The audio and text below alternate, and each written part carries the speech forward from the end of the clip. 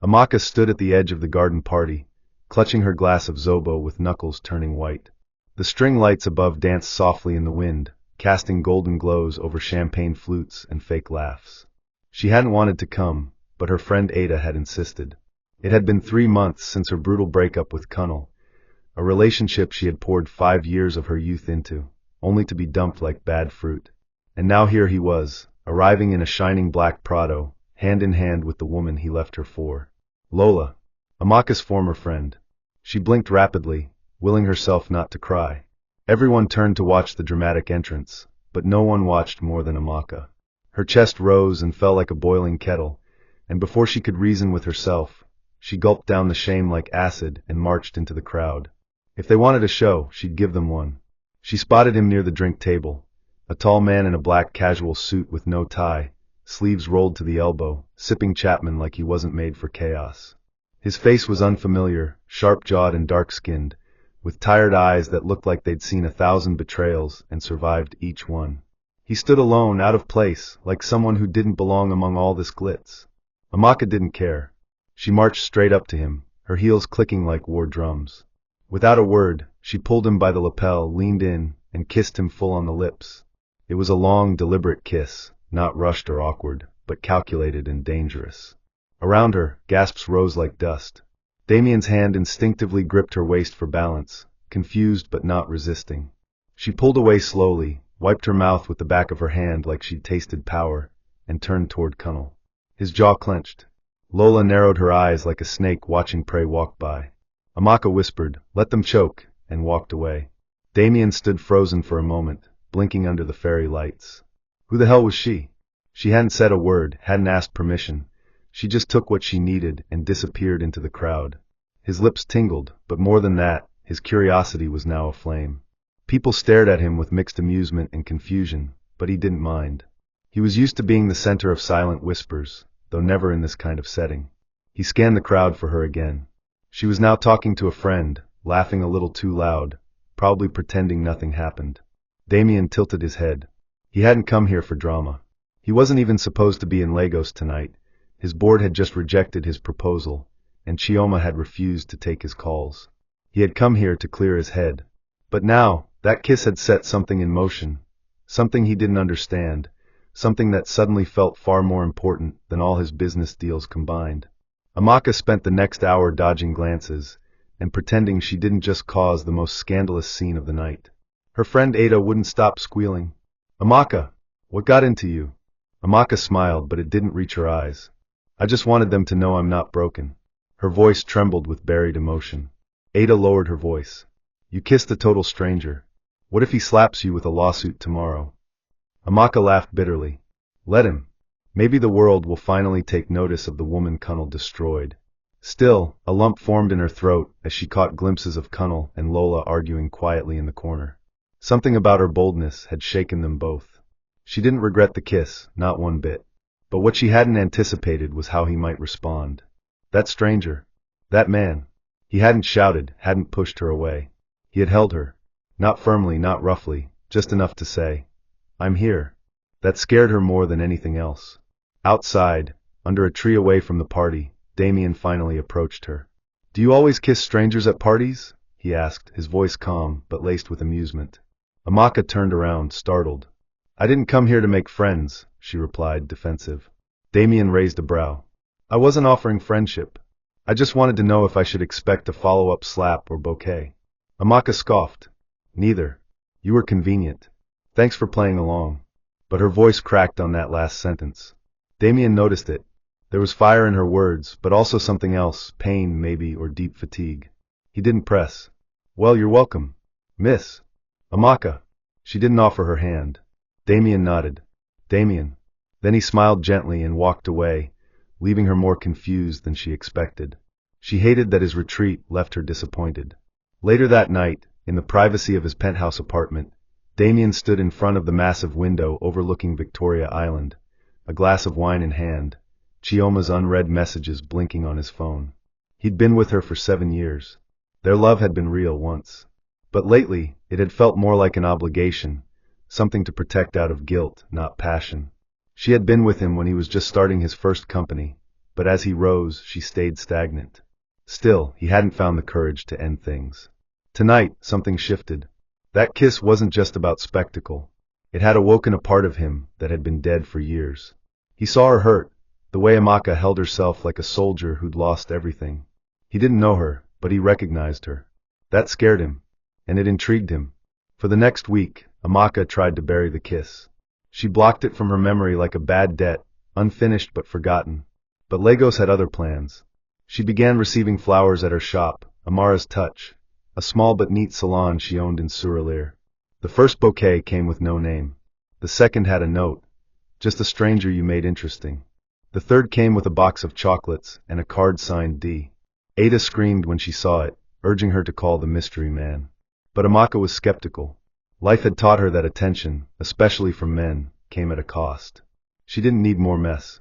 She had only just begun rebuilding after Connell left her with nothing.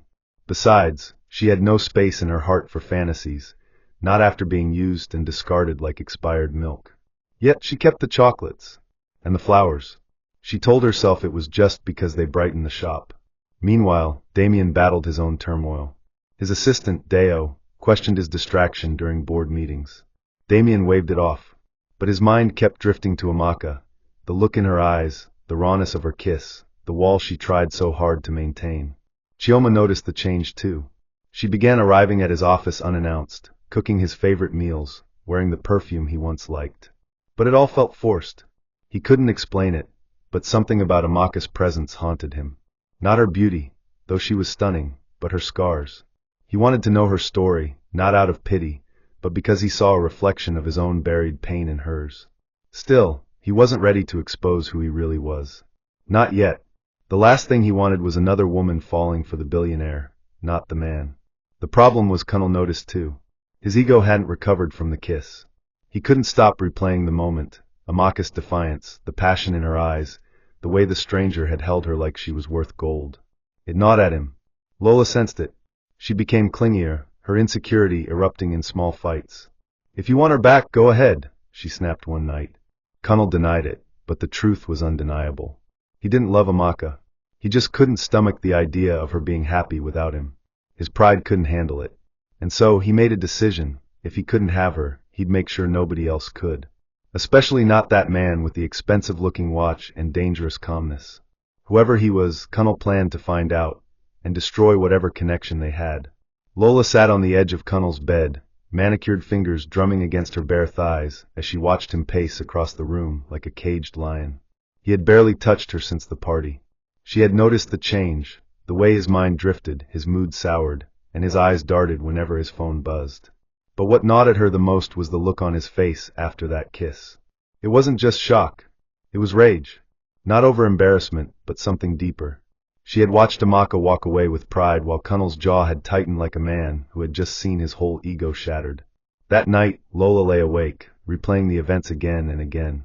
Connell had promised her the world when he left Amaka, claimed that she was his future. But Lola, as vain as she could be, was not stupid. She knew when a man's heart was slipping through her fingers, and Connell's was already gone.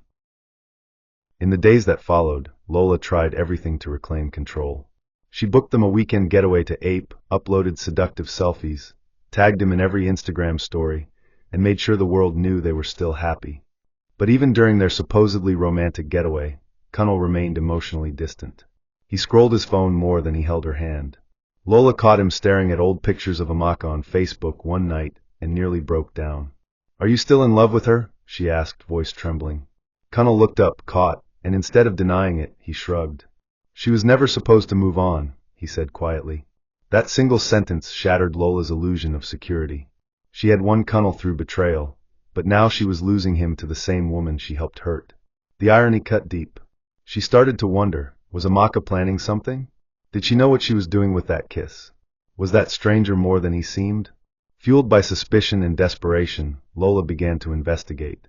She remembered the face of the man Amaka kissed, tall, confident, a face that didn't scream ordinary. Something about him bothered her. She reached out to one of her exes who worked in Lagos business media and described the man. "Sounds familiar," he said. "You sure he's not Damien Okafor?" The name hit her like cold water. She pulled out her phone and typed it into Google. Within seconds, Damien's face filled the screen. Billionaire tech CEO, founder of one of Nigeria's fastest-growing digital platforms, recently featured in Forbes Africa. Her blood ran cold. That kiss hadn't just embarrassed Kunal. It had elevated Amaka. If she were entangled with Damien, even unknowingly, Lola's place beside Kunal would be completely eclipsed. She knew Kunal wouldn't take that lightly. And now, she had a decision to make: warn Kunal or strike first. Chioma stirred her third cup of tea as Damien sat across from her in their living room, pretending to focus on an architectural journal he wasn't actually reading. The silence between them stretched like worn fabric, tight, fragile, and begging to snap. Chioma had known something was wrong for months now. Their relationship, once vibrant and ambitious, had grown stale. Damien no longer talked about the future with excitement. His eyes rarely lit up when she entered the room. And worst of all, she could feel that familiar sixth sense every woman in love dreads, that she was being replaced, emotionally if not yet physically. She had seen the shift begin after his last board meeting. He had gone quiet, brooding. When she confronted him about his absence, he said it was work. But Chioma wasn't stupid. Work had always consumed him, but never like this. The final straw came when she caught him smiling, genuinely smiling, at a bouquet of returned flowers. She saw the note as he tucked it into a drawer. "Don't send me anything again. I'm not for sale." Amaka. That name was new. Chioma's heart pounded. Damien had never hidden gifts before, and never smiled like that at anyone else's rejection. She didn't explode. She didn't cry. Instead, she decided to act strategically. Chioma was not the type to beg or wail. She was the type to fight quietly and with precision. She made up her mind to meet Amaka face to face, not to warn her off, but to understand the kind of woman that had her man grinning over a no. She needed leverage, and for that, she needed information. So Chioma did what she hadn't done in years. She hired a private investigator. It felt dirty, intrusive, but necessary.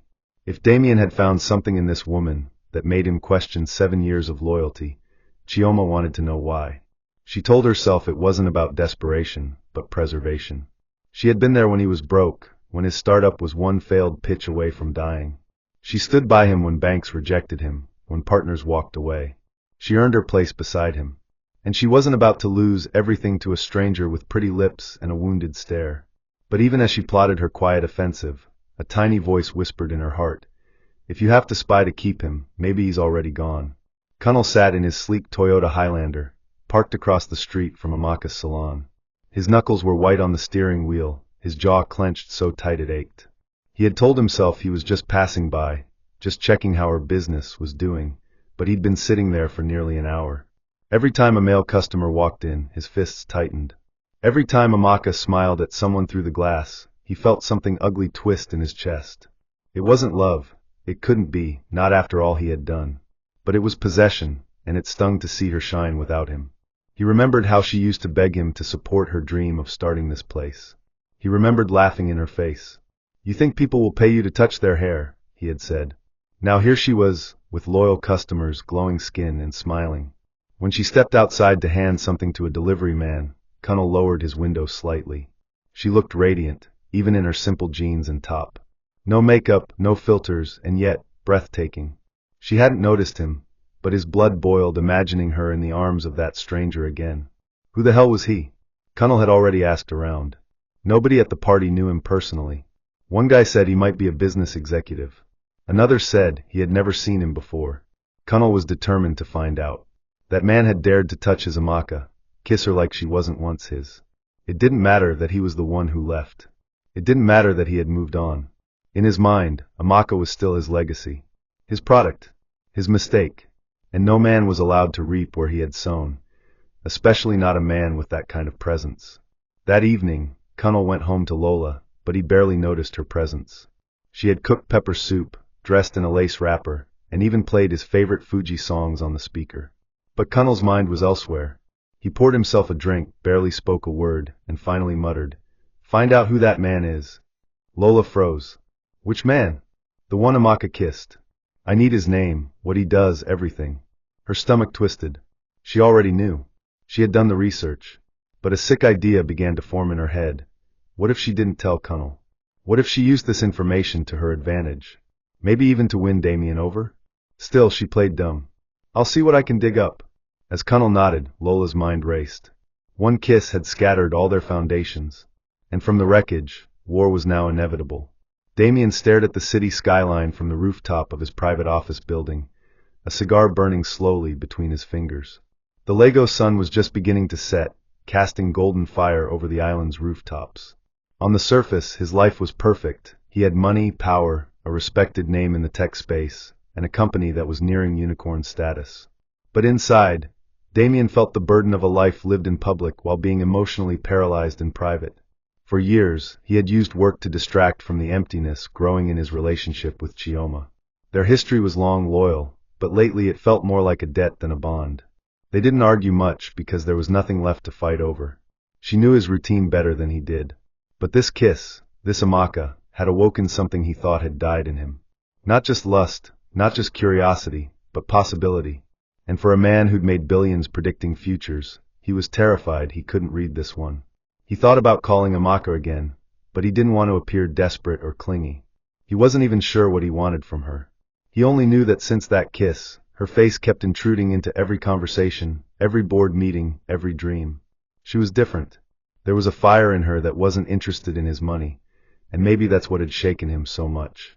Women usually melted around him once they discovered who he was. Amaka didn't.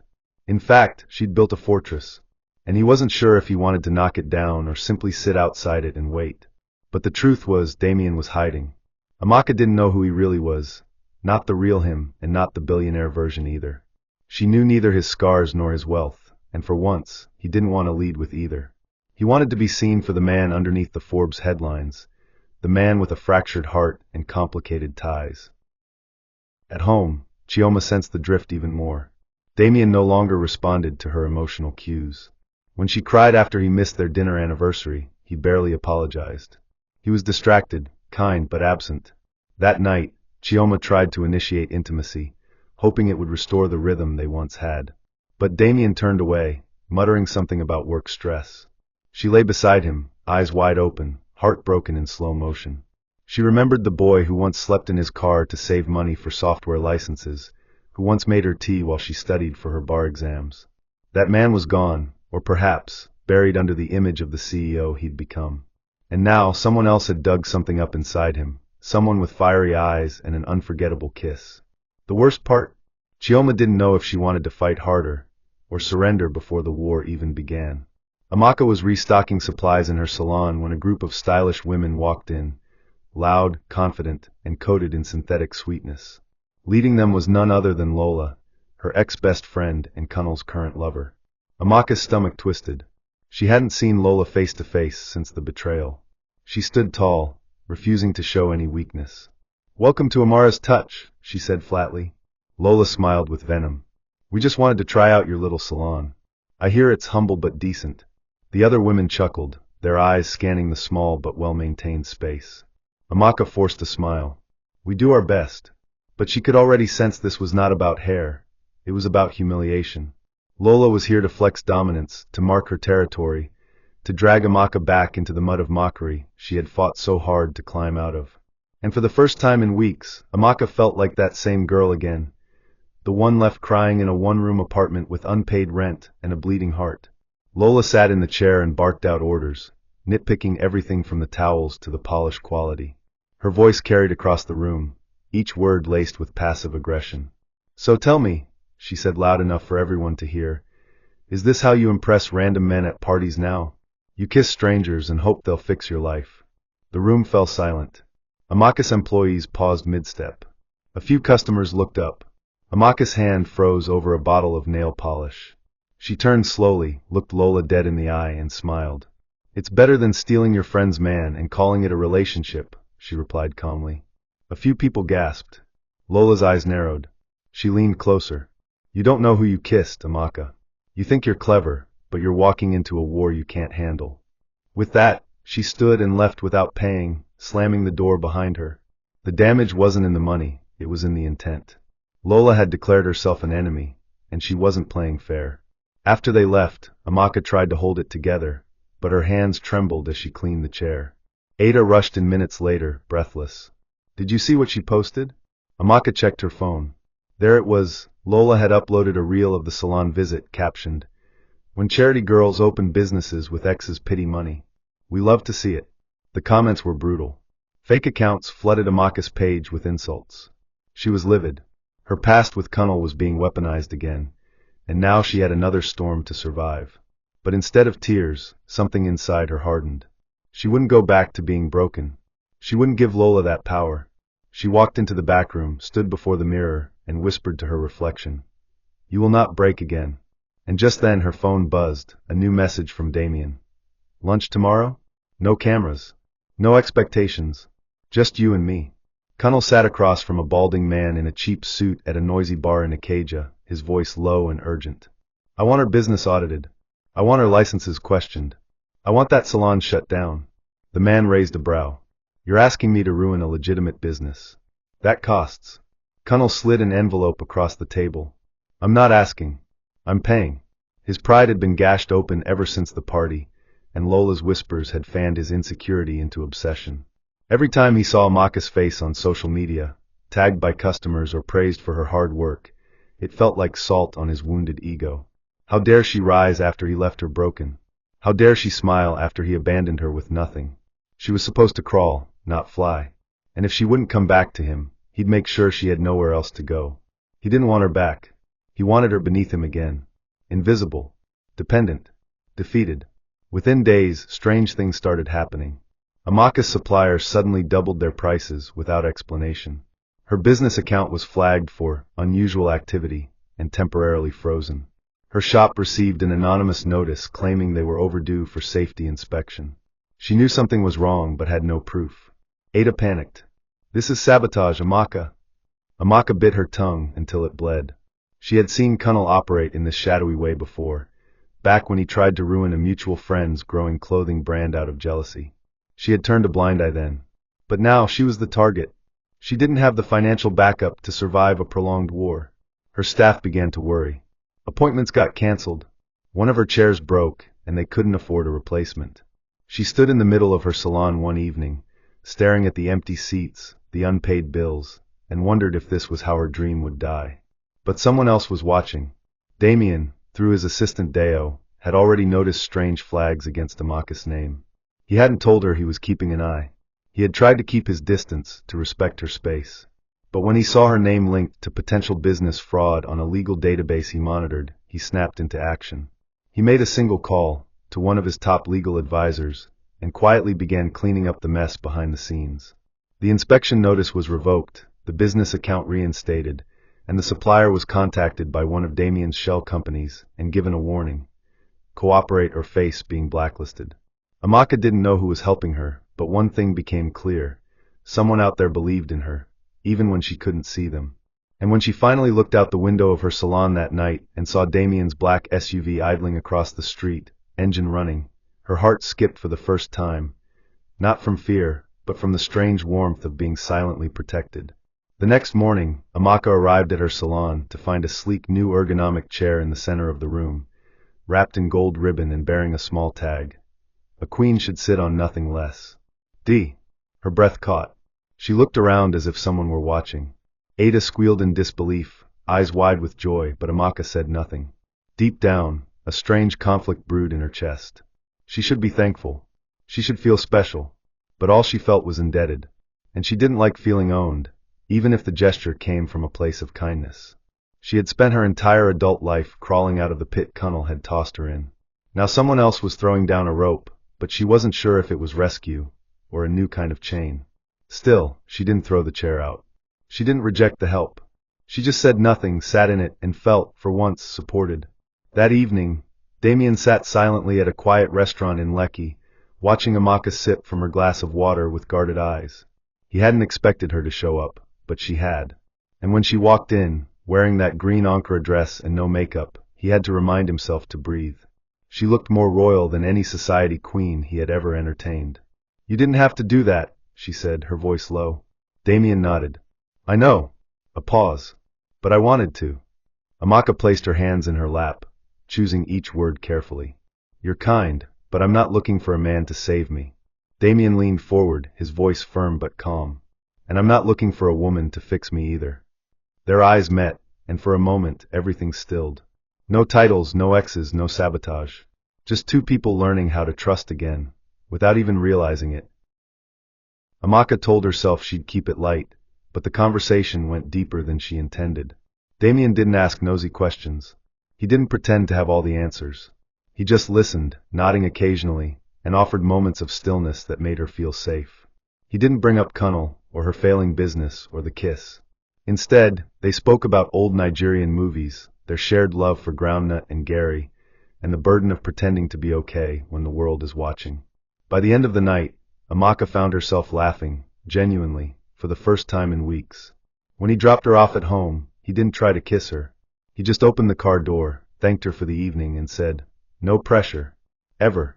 And as she stepped inside her house, holding that moment like a fragile egg, she realized something terrifying.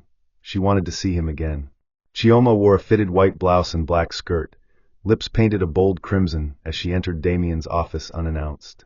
She carried a box of jollof rice and fried turkey, the kind he used to beg her to make back when they lived in a self-contained Inyaba. "Figured you haven't eaten," she said, placing it gently on his desk.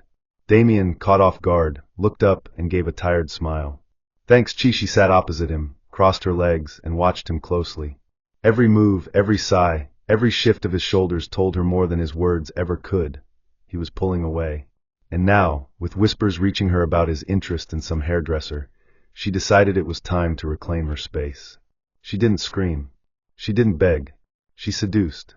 She waited until the office was empty, until the sun dipped low, until silence wrapped around them like temptation. And then, she leaned across his desk and kissed him.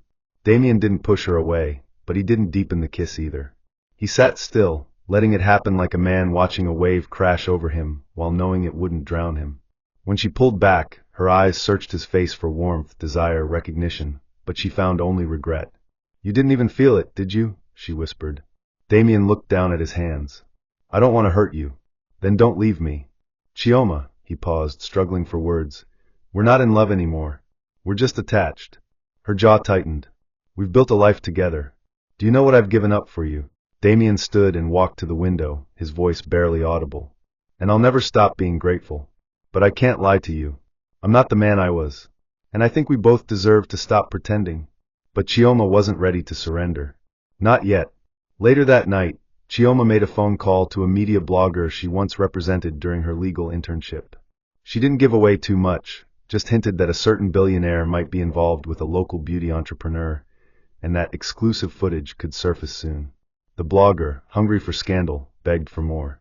Chioma smiled bitterly. "Just wait. It'll come." The next day, she returned to Damien's office with lunch again, dressed even more elegantly this time. But this time, she made sure the secretary saw her enter. She made sure to touch his shoulder, just as she knew the CCTV would catch her. She planned every second of that interaction like a scene from a Nollywood thriller. Because if she couldn't have his heart, she'd at least ruin any woman who thought she could take it.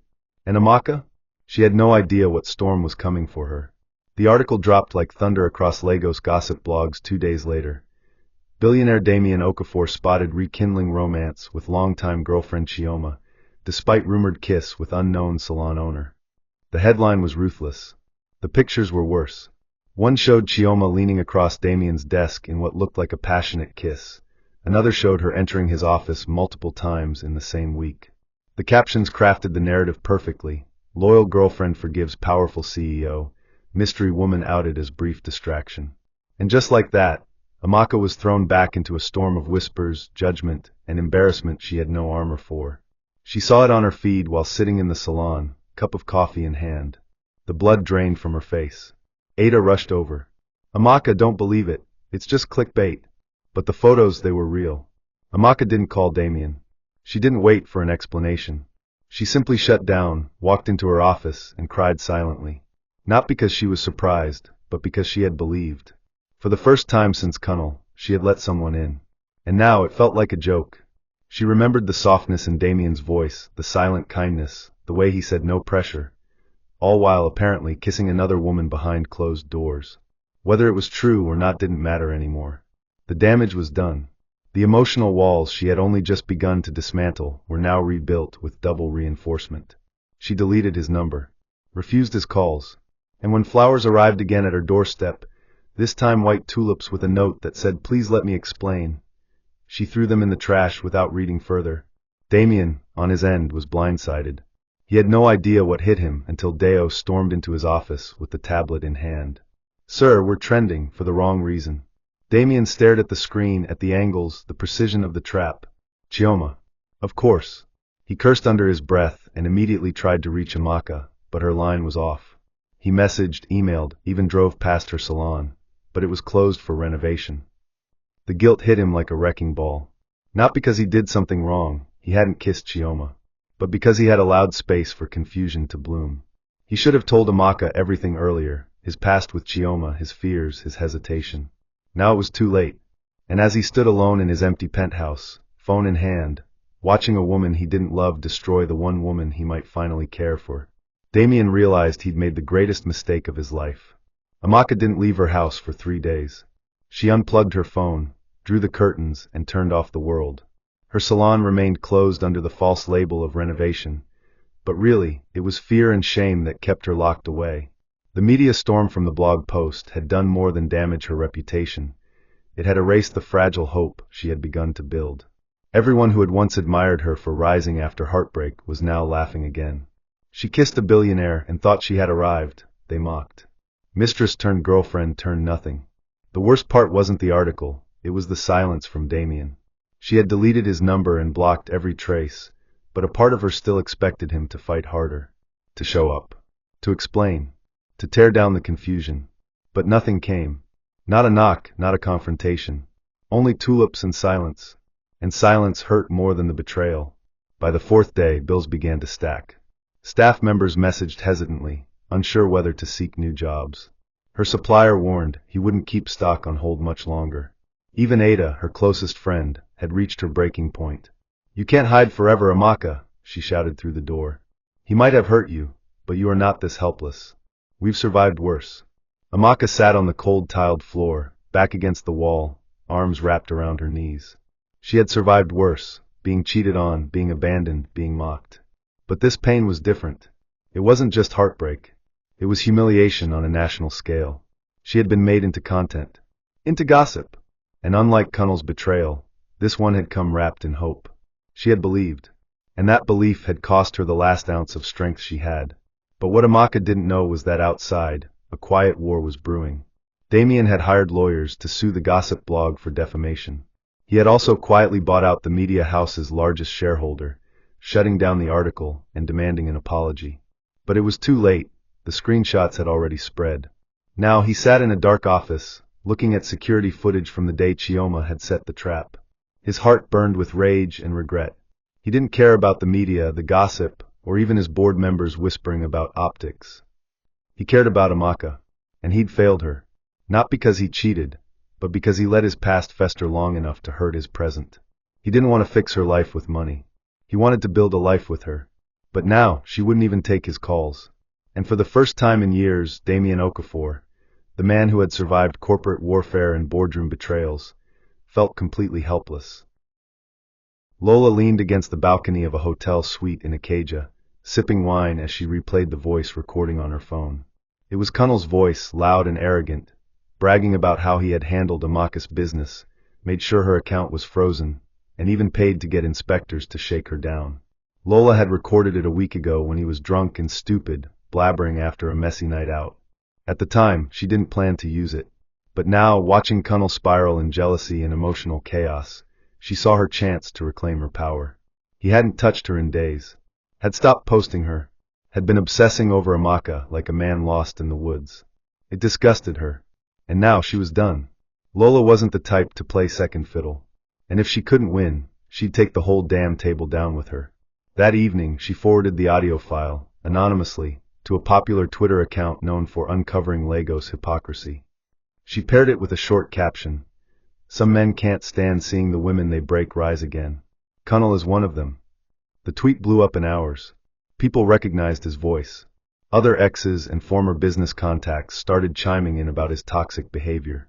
Amaka's name began to trend again, but this time in sympathy. Supportive hashtags rose. Women flooded her page with messages of love. "We're sorry for judging you. You didn't deserve it. You're stronger than all of them." Kunnel, in the meantime, lost 2 deals. One of his investors pulled out. His image, carefully curated and built on fake humility, shattered overnight. When he confronted Lola, she didn't deny it. She looked him in the eye and said, "You made a game out of people's lives. Now you're the loser." Kunnel snapped. He slammed his hand against the wall, rage trembling through his body. "You think you're better than her? You think Damien wants you?" Lola laughed, a bitter, hollow sound. "He doesn't want me. He doesn't even know me. But at least I didn't build my life destroying others." She turned away, picked up her bag, and walked toward the door. "I hope you rot in the shadows you built." Kunnel stood alone, chest heaving, heart burning. He wanted Amaka not out of love, but because her healing made him look small.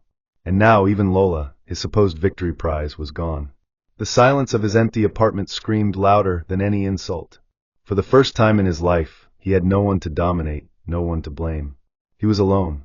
Just a man surrounded by mirrors reflecting everything he had broken, and no one left to admire the destruction. Amaka's salon reopened 2 days after the scandal faded. But something in her had changed. She worked mechanically, her smiles tight, her responses robotic. Even her staff noticed. The woman who once danced to Tiwa Savage while styling customers' hair now barely hummed. She hadn't spoken to Damien. She hadn't responded to his messages. But her dreams were haunted by him, his eyes, his voice, the way he had held back. She told herself she was done with men who lied, who used half-truths to bait trust.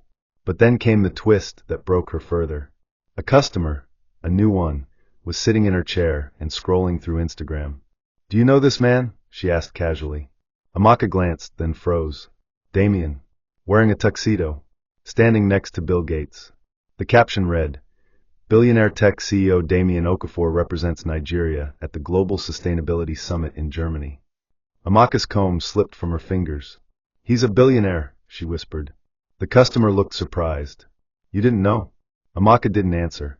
Her head spun. All this time, she had kissed a billionaire, had dinner with him, opened her heart to him. And he had never told her. Her stomach twisted. It wasn't just betrayal. It was humiliation layered with deceit. She had thought Damien was a calm, mysterious man who treated her like an equal. But now it all made sense. The chair, the flowers, the way her business had miraculously recovered. She had been managed, saved from the shadows, not loved, managed. The tears burned her eyes but didn't fall. Not in front of anyone. She excused herself and walked to the back room, closed the door, and finally let the sobs shake her body. All this time, she had been telling herself she wasn't for sale. And yet, she had already been bought, with silence, not gold. Damien, meanwhile, had been waiting. He saw the article trending, saw the news spreading, and knew it was over. She would never forgive him, not for being rich, but for hiding it. He hadn't wanted to overwhelm her. He wanted her to choose him, not the persona. But now he understood. It wasn't the money that broke her trust. It was the lie. And he had failed to grasp the one thing she craved most, honesty. That night, he sat in the garden of his late father's house in Enugu, staring at the stars his mother used to name with him as a boy. "Tell her the truth," his mother had always said. "Even if it hurts. Tell her before someone else does." Now it was too late. The world had told Amaka for him. And the woman who once kissed him to reclaim her dignity, now saw him as just another man hiding behind wealth. And maybe, just maybe, he deserved it. Kunnel watched the headlines spin out of control with a sick kind of satisfaction. The scandal surrounding Damien had rattled just enough cages in Lagos high society to make investors uneasy. Whispers of a messy love triangle, boardroom misconduct, and manipulation of a small businesswoman were already brewing. But Kunnel wasn't done. He didn't want to just watch Damien stumble. He wanted him destroyed. He hired a team of hackers to dig into Damien's personal communications, legal records, and private connections. One of them struck gold. A confidential file containing Damien's shadow donation to Amaka's business during the sabotage period. Money moved through proxies to restore her salon after Kunnel's own sabotage. Kunnel laughed out loud. Perfect. In the public's eyes, this would look like hush money. Time to turn love into leverage, he muttered. And so he packaged everything and sent it anonymously to a scandal-hungry media outlet with one instruction. Drop it during the Lagos Tech Awards Gala, live. The evening of the gala arrived with glitter and grace. The elite of Lagos gathered in anticipation of seeing Damien honored for his tech contributions. Amaka, of course, wasn't invited, but she had been mentioned in the leaked documents. twisted into a narrative of manipulation and sugar daddy favor. At exactly 8:47 p.m., the leak went live. Blogs exploded. Damien Okafor caught in secret payout to alleged girlfriend amid romance scandal. Social media ignited with pictures of Damien standing beside Amaka, their moments framed as strategic romance, and his support presented as an exchange. It didn't take long before Amaka's name began trending again, for all the wrong reasons. Gold digger, salon seductress, she climbed the billionaire ladder with her lipstick. By the next morning, she couldn't open Instagram without seeing herself in memes or tagged in cruel threads. One blog even photoshopped a fake check with her name on it. Her business reviews plummeted overnight. Customers canceled appointments. Her staff walked out. Amaka sat alone in her apartment, eyes bloodshot, heart pounding, fingers trembling around her phone. She hadn't even left the house in days, and yet somehow, the world was mocking her as if she had orchestrated the entire mess. She scrolled through comment sections that tore her dignity to shreds. She slept her way into a business. No wonder she was rising fast. Even Damien got played. The pain wasn't just public, it was personal. This wasn't about just one man's lies or another man's sabotage. This was about being stripped of everything she'd tried to rebuild. Her silence, her growth, her attempts at healing, it had all been weaponized against her. She felt naked before the world. And most heartbreaking of all, Damien hadn't said a word. No press conference. No public defense. Nothing. Just silence. Again. And in that silence, her trust died a final death. 3 days later, Amaka stood before the cracked mirror in her bathroom, her reflection barely recognizable. The woman staring back at her had hollow eyes, cracked lips, and 1,000 thoughts spinning behind them. She had lost everything. Again. But this time, the pain came with cameras, headlines, and laughter. She had tried so hard to be quiet, to be small, to survive, but survival wasn't enough anymore. She grabbed her coat, stepped into her slippers, and left the house with a single purpose. For the first time since everything fell apart, she was going to see Damien, not as a woman seeking answers, but as a woman demanding truth. She boarded a bolt to his corporate tower in Victoria Island, heart pounding with every kilometer. The security guards tried to stop her at the gate, but she didn't scream. She stood tall and waited. Word traveled quickly. Damien, alerted by his assistant, came down in person. They met in the glass lobby, cold air swirling between them. Damien hadn't shaved. His eyes were tired. Amaka didn't waste a second. "You knew this would happen," she said, voice barely above a whisper. "You had every chance to tell me. And you let the world spit on me while you stood silent." Damien stepped forward, face wrecked with guilt. "Amaka, I tried."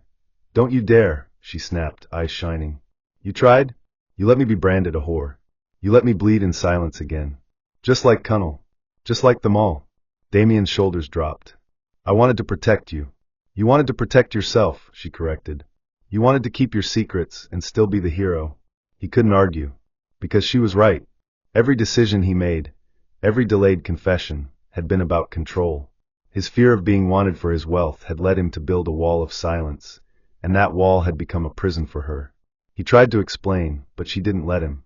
"You said no pressure, but all I felt around you was pressure to perform worthiness. To act grateful. To stay small while you played savior." Damien was silent for a long moment. Then finally he spoke. "I love you, Amaka."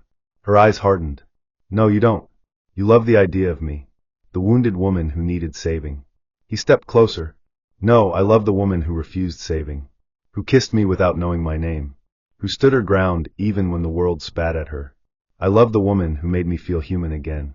Amaka trembled. Because part of her wanted to believe him. But wounds too fresh cannot be kissed shut. She turned away, whispered, "Then prove it. Not with money. Not with tulips. Prove it with truth." And she walked away, leaving Damien in a lobby that suddenly felt like a courtroom, and he the condemned man. Chioma watched the storm unfold with mixed emotions. She had expected chaos, but not this much. Damien's face was all over the news. His company was now facing internal board scrutiny over the leak, and though his finances remained untouched, his image had taken a hit. And Amaka, well, Amaka had become the tragic figure of the season. The girl who kissed a stranger and got buried in public shame.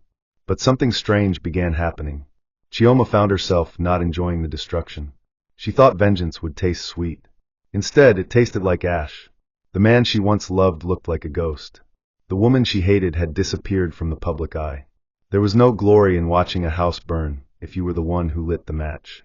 And when she saw Damien's press secretary resign on Twitter and rumors of shareholders pulling out began to spread, she realized she had gone too far.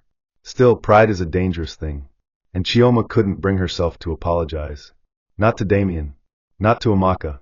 She convinced herself she had only revealed the truth. But the guilt clawed her when she walked into Damien's office to collect some old files and found him sitting in silence, suit unbuttoned, hair a mess, phone buzzing nonstop. He looked up. "You happy now?" he asked, voice hollow. Chioma's mouth opened, then closed. "I didn't know it would get this bad." Damien laughed, a bitter, cracked sound. "That's what everyone says when the fire spreads." "I didn't know." He stood, stepped toward her, and said, "I'll clean this up. I'll rebuild what you tried to break. But when I do, you'll be nothing but a footnote in a sad chapter." His voice didn't carry anger. It carried sorrow. And for the first time, Chioma saw what she had destroyed. Not just a man, but the chance for him to be free. Outside the building, Damien made his first public appearance in days. Reporters swarmed him. Cameras flashed. He stood behind a podium, removed his glasses, and said, "This will be my only statement. I never paid anyone to love me. The woman you've dragged through the mud is innocent. She didn't know who I was. She kissed me at a party and changed my life. I supported her because I believed in her, not because she asked. And if being vulnerable makes me weak, then I choose weakness. Because loving her was the first real thing I've felt in years." The crowd went silent. His PR team was furious. The board would likely call an emergency meeting. But none of that mattered anymore. Damien had nothing left to protect but the truth. And now, whether Amaka heard it or not, he had said it. Out loud. To the world. And he hoped, prayed, that somehow she would believe him again. Connell sat in his living room, the TV screen in front of him frozen on Damien's press conference. That final declaration, "Loving her was the first real thing I've felt in years," played in his head like a haunting refrain. But it wasn't love that angered him. It was the applause that followed. The shift. The sudden switch in public narrative. Damien's raw vulnerability had flipped the media tide in his favor. Blogs that once mocked Amaka now rebranded her as the woman who melted the billionaire's walls. Support poured in. Influencers began referencing her name as a symbol of resilience. People dug up old posts, old pictures. She was suddenly loved. Again. And Connell? Forgotten. Worse, exposed. A popular investigative blogger had traced the media leak and corporate sabotage straight to him, thanks to metadata embedded in the anonymous email he sent. One foolish slip. The internet was unforgiving. Within 24 hours, #ConnellTheCoward trended globally.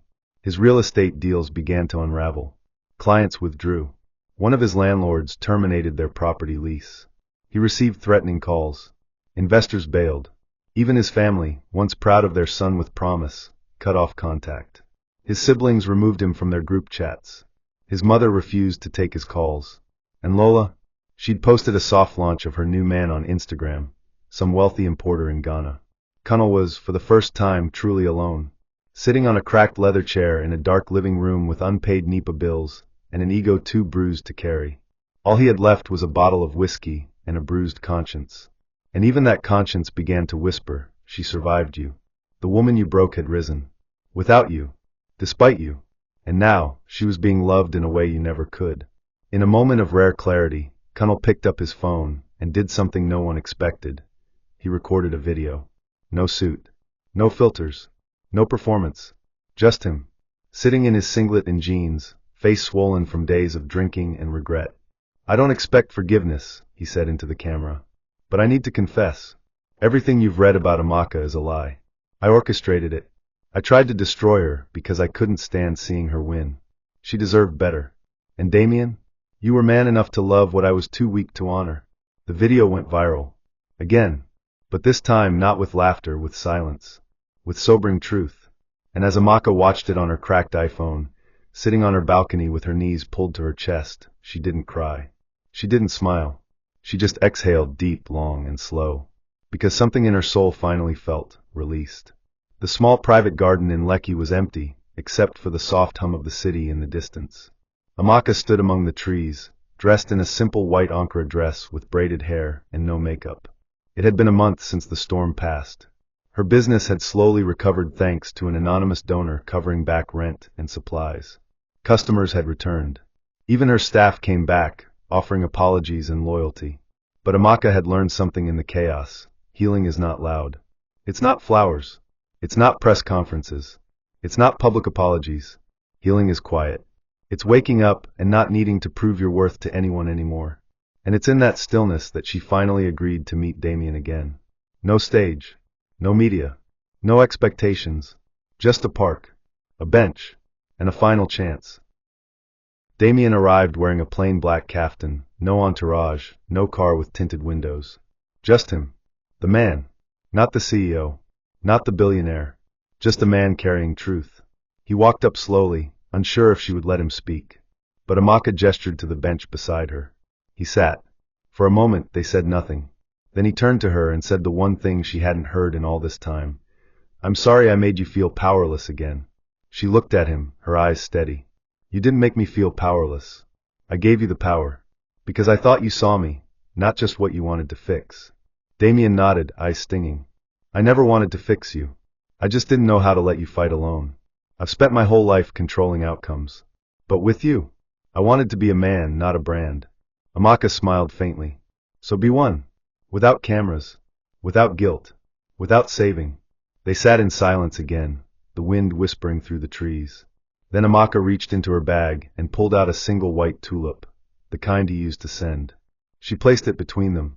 "I hated these," she said. "They reminded me of what I thought I had to be grateful for."